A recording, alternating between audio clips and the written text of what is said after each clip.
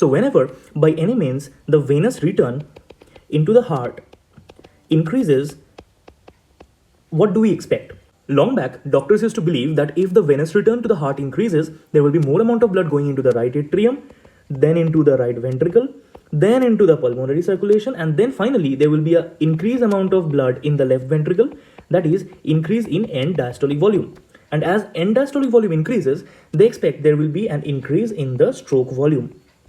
But to keep the cardiac output within normal limits, or to control the cardiac output, doctors believe that the body would have decreased the heart rate to adjust the cardiac output.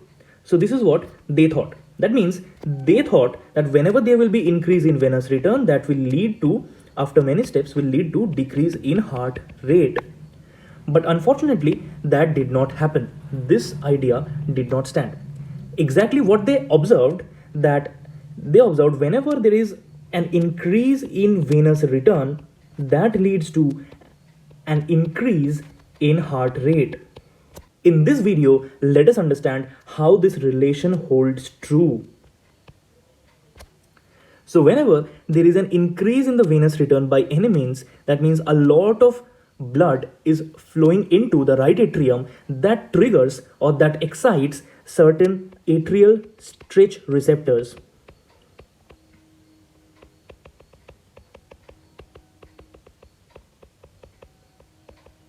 These atrial stretch receptors send their signal through the vagus nerve all the way to the cardiovascular center present in the medulla.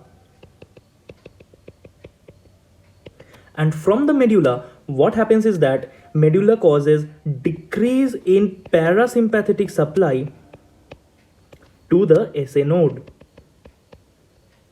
Decrease in parasympathetic supply to the SA node finally causes increase in SA node firing,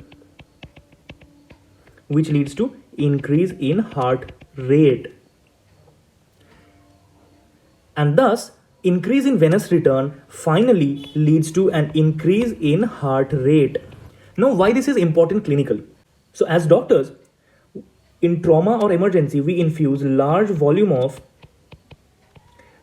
IV fluids in a patient, and this quick infusion of large volume of IVF in the patients will in turn may lead to increase in heart rate.